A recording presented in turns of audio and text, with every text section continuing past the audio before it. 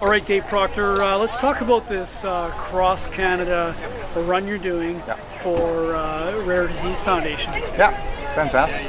So starting tomorrow on June 27th, 4:45 in the morning, I'm going to take off from mile zero here in Victoria, and I'm going to run across Vancouver Island, all the mainland, all of Newfoundland, just under 7,200 kilometers. I'm going to get it done in 66 days. That's my goal, to break Howie's 1991 record of 72 days and 10 hours. It's a Guinness World Record. He ran 101 kilometers a day, no days off, and I'm going to run 108 kilometers a day. Howie set the bar real high. And you think about 101 kilometers a day, and you think, what's an extra 7? After 101 kilometers a day, every kilometer is just etching and just gnawing away at you. And so to say, that's an extra 7 kilometers a day, yeah, don't believe that for 1 second. Those 7 kilometers are going to rip away at my soul every day.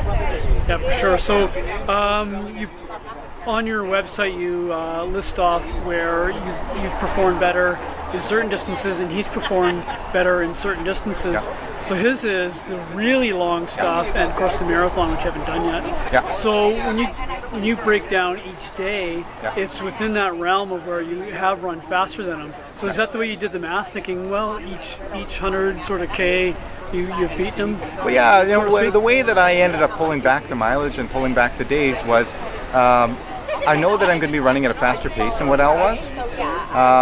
It takes me a lot longer to recover. And so that's going to be the case, is how quickly can I recover each one of these days. If you're not running, you're eating. If you're not eating, you're sleeping. One of my good friends, Pete Kostelnick, he ran across America 2 years ago and set the transcontinental speed record from San Francisco to New York City in 42 days. And he said, Dave, it's more of an eating contest than it is a running contest. He said, you have to hammer back 10,000 calories of food a day. And he said, I never once ever shed a tear over running. He said every single day I was crying because I simply couldn't put food in my mouth. He said you look like a python when it swallows a rabbit and the belly's sticking out. He says that's the way you feel and look every single day, and that's going to be my reality for the next 2 months.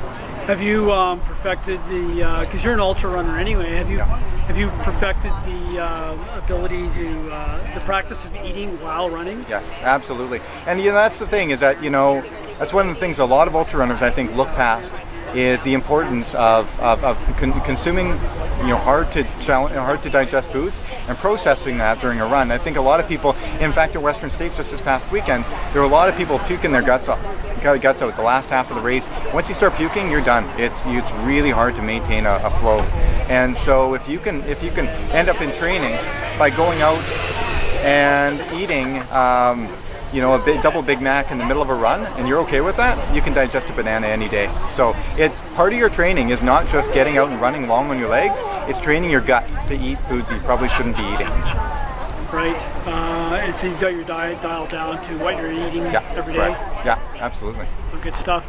Hey, talk about your ultra runners. I was looking at them. We talked about them a moment ago. Yeah. So they're obviously a sponsor. Yeah. How many kilometers do you get out of a pair of shoes before you toss them in this particular run? In this particular run, 500 kilometers.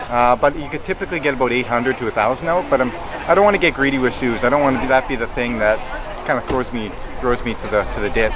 So I'm going to be running 500 kilometers. So that's about 15 pairs of shoes across the country. So I wear the Ultra Torn. It's a really, really wide toe box, and it's a zero drop shoe, and I find that my back and my hips they adapt so well to having a zero drop. That's a natural position that your foot really wants to be hitting the ground.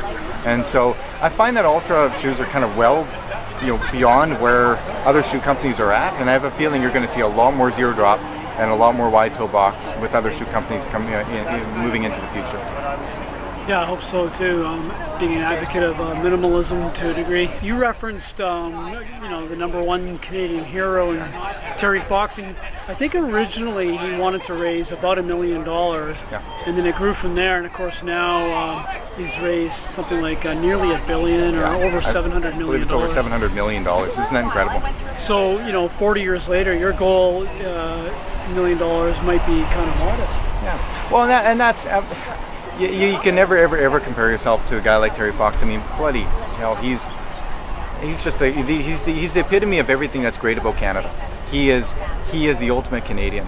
He was giving to a complete fault. He was kind. He was generous. He was a gentleman. He was just everything. And the fact is, he passed away at the age of 22. and that's just a travesty. Yeah, you know what? I believe that Canadians really do, people around the world, they really want to get behind good news stories. There's a lot of bad news stories out there. And, you know, I think that I'm no different than any other parent out there that would say, you know, I would run to the ends of the earth for my children. So how do people donate to the Outrun Rare? Yeah. So you can go to outrunrare.com. You can donate there. There's a number of donation portals. You can follow me online. I'm going to be on Facebook, you know, under Dave Proctor. You know, we're going to have a Garmin Live tracker, you know, Twitter. But tell your friends about this idiot who's just running day in, day out for 66 days, and look online and find out why. Look at my little guy. Look into those big brown eyes, and it's pretty easy to see why. All right. Well, have a great race, and thank you for this. Thank you. Yeah.